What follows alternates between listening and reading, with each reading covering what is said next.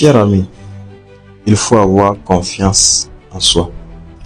Il faut avoir une foi inébranlable en soi. Il faut avoir une foi absolue, une foi inébranlable, une croyance 100% en soi et à ce que tu fais. Parce que si tu n'as pas confiance en soi, si tu n'as pas une foi inébranlable à ce que tu fais et à ce que tu possèdes, tu vas te laisser influencer. Tu vas te laisser voler par quelqu'un qui croit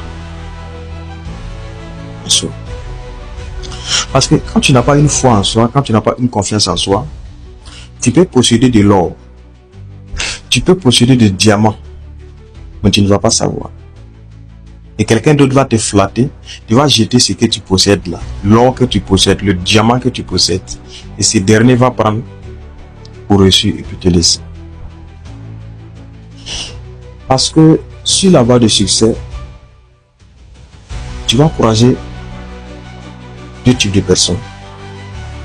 Il y a des gens qui vont te donner conseil, comment faire pour avancer. Il y a des gens qui vont opposer carrément à des idées. Il y a des gens qui vont faire semblant d'être avec toi. Or, ils essaient juste de voler tes idées, de te décourager, puis voler tes idées pour aller commencer les business, les entreprises. Et je vais vous raconter une histoire. Pourquoi je dis il faut avoir une foi absolue, une foi inébranlable. Il faut croire à 100% en soi et à ce que nous avons. Il fut un temps dans un village, vivait un vieux, et le vieux était très pieux. Ça veut dire le gars croyait tellement en Dieu, il croyait tellement à Allah. Et le vieux n'avait pas assez de moyens.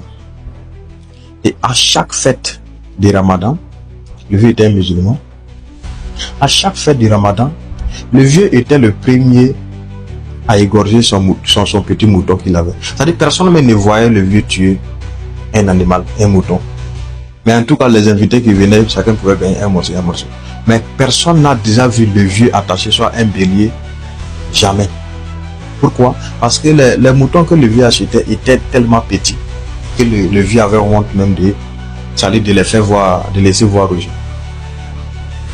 Et plusieurs années passées, le vieux était tellement